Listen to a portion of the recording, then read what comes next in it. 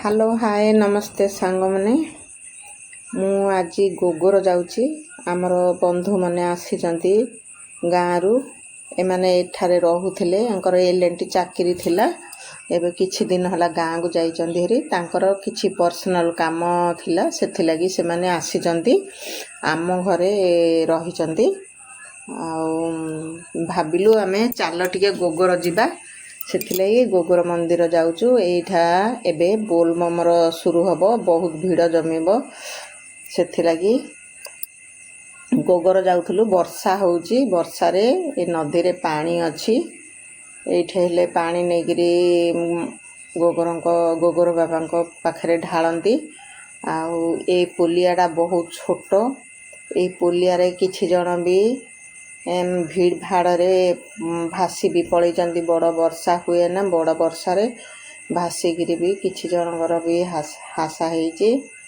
आउ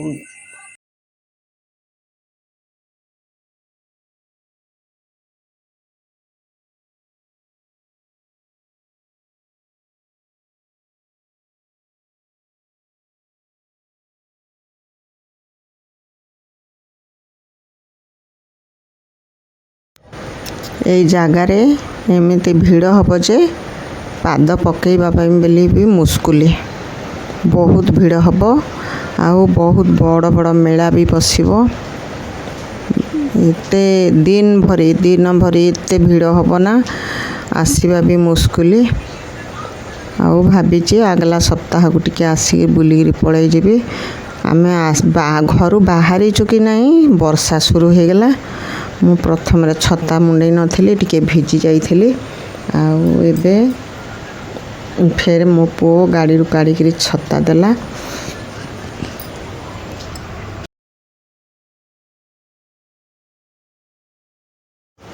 वर्षा लगी बेसी किए आसी नाहंती किंतु भितर अछंती बहुत जन आमे भी पहुँचलु देखंतु बहुत बड़ मंदिर कर देइचंती आसिले पूरा एमती भीड़ जमीब जे ए जगह भी से मानक अंटिबनी आउ बहुत बड़ बड़ प्रोग्राम भी करती संध्या टाइम रे से प्रोग्राम रे भी बहुत जन पहुँचती देखंतु भितर बहुत जन अच्छंती बाहर सन्नाटा परी लगुच ठाकुर को देखा मुस्कुली अच्छी फेर भी मोबाइल केमती केमती करी वीडियो टिके कर देइथिले ठाकुर पाखरे गोगर बाबांकर माने महिमा बहुत प्रसिद्ध अटे एठे जो भी मनस्कामना पूर्ण हुए सेथिलागी दूर दूर भी पानी ढालिबा पई आसंती बहुत दूर दूर आसंती ट्रेन रे भी बहुत भीड़ हुए दीप बाहर जलांती सेथिलागी मु दीप से माने जलैगिरी गले हेरी मो सांग माने आ मु दीपटा सेटे रखी देइथिली जलै नथिली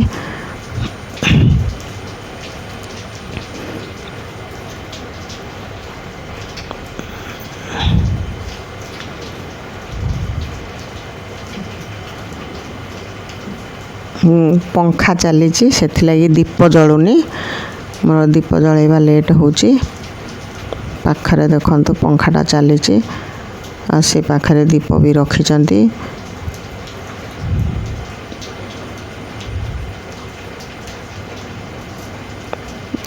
एपटे नड़िया देई देइथिली हमर नन्ना को से जल्दी आस डाकुचंती पूजा भी भल करी भल लागिला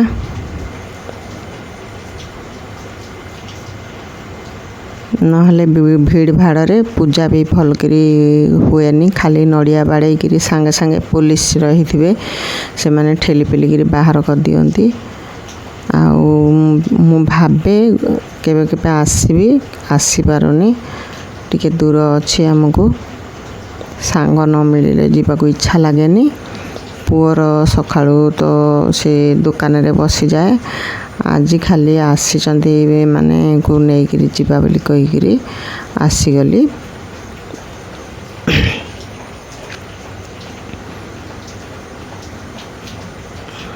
ଆମେ ବି ଗାଁକୁ ଗଲେ ବହୁତ ଡାକନ୍ତି ସେମାନଙ୍କ ଗାଁକୁ। ସେମାନେ ରହୁଛନ୍ତି ବୁଗୁଡ଼ାରେ, ଆମ ପାଖରେ ନିମିନାରେ ତାଙ୍କର ଘର, ନିଜ ଘର। ଆମ ଗାଁକୁ ତାଙ୍କ ଗାଁକୁ ବହୁତ ପାଖ ବି। ଆଉ ମୁଁ ଶାନ୍ତିରେ ଯେବେଠୁ ଯାଇଥିଲି ସବୁବେଳେ ତାଙ୍କ ସାଙ୍ଗରେ ମିଶୁଥିଲି ବେଶୀ। ଆଉ ଏଠାରେ ରହିଲୁ ଯେମିତି ବି ତାଙ୍କ ଘର ଆମ ଘର ପାଖେ ପାଖେ ଅଛି। କେବେ କେବେ ମୁଁ ସେମାନଙ୍କ ଘର ବୁଲିଯାଏ, ସେ ବି ଆମ ଘରକୁ ବୁଲି ଆସୁଥିଲେ। ସେଥିଲାଗି ଆମ ଘରେ ସେ ରହିଗଲେ।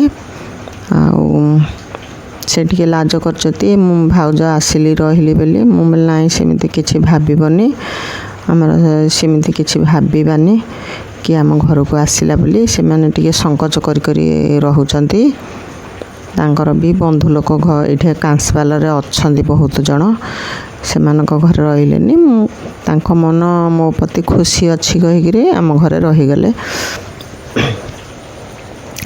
ଆଜି ପଳେଇ ଯାଇଛନ୍ତି। ମୋର ବି ମନ ଦୁଃଖ ଅଛି, କାହିଁକି ଆସିଥିଲେ ମୋ ପାଖେ ପାଖେ ରହୁଥିଲେ, ମୋତେ ବି ଭଲ ଲାଗୁଥିଲା। ଆଉ ଖୁସିରେ ହିଁ ଯିବା କଥା। କିନ୍ତୁ ମୁଁ ଟିକେ ଭାବିଥିଲି କିଛି ବନେଇବା ବୋଲି। ମୋର ହାତଟା ଦରଜ ଦେଉଥିଲା, ମାଇଣ୍ଡଟା ହାତ ଉପରେ ରହୁଥିଲା। ମୁଁ ସେଥିଲାଗି କିଛି କରିବାକୁ ଇଚ୍ଛା କଲିନି। ନହେଲେ କିଛି ଟିକେ ବନେଇକିରି ଭାବୁଥିଲି ଖୁଆଇକିରି ଛାଡ଼ିବି ବୋଲି। ଏମିତି ଆସିଲେ ବେଶୀ କିଛି ଖୁଆଇ ପାରିଲିନି। ସାଧା ସାଧା ଆଇଟମ୍ ହିଁ ବନେଇକିରି ଖୁଆଇଛି।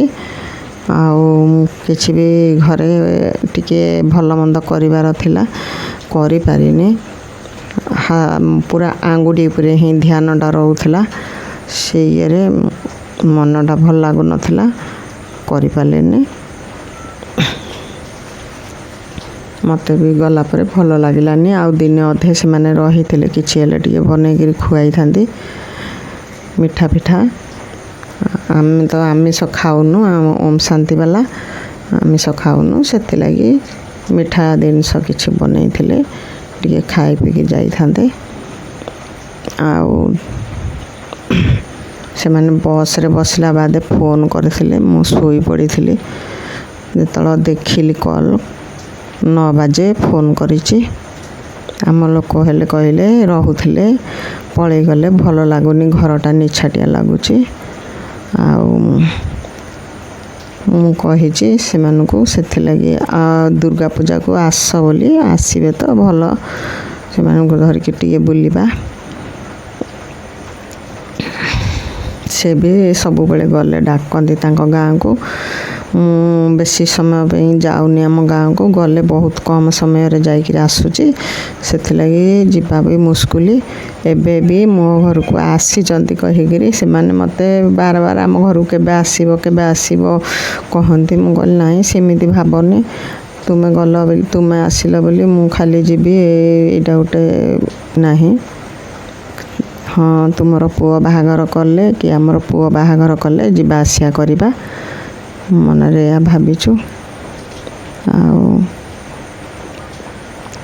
ଆମେ ଏଇଠି ରହିଲୁ, ସେମାନେ ଗାଁରେ ରହିଲେ। ଗାଁର ଇଏଟା, ଗାଁରେ ହେଲେ ଭିଡ଼ ଭାଡ଼ ଅଛି, ବହୁତ ଭଲ ଲାଗେ ଗାଁକୁ ଗଲେ। ହେଲେ ଆଉ ସେମାନେ ଏଠାରେ ରହିଯାଇଥିଲେ।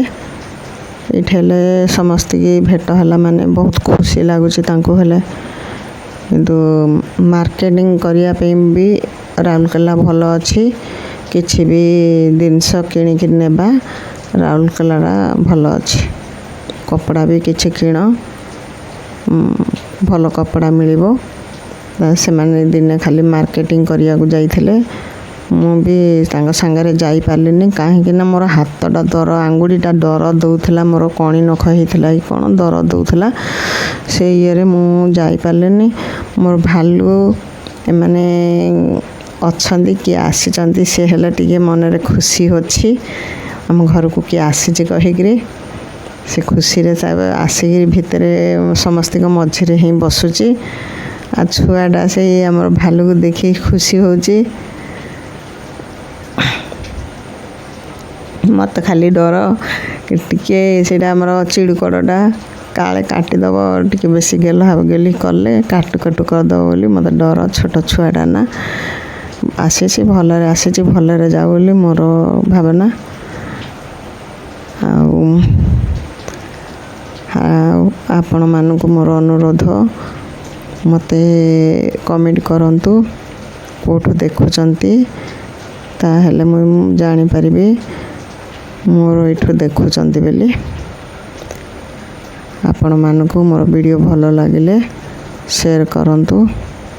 ମୁଁ ବେଶୀ କରିପାରୁନି, ଭଲକିରି ବି ଭିଡ଼ିଓ ବି କରିପାରୁନି, କାହିଁକି ଆମେ ଏତେ ନଲେଜ ନାହିଁ ଭିଡ଼ିଓ କରିବାର।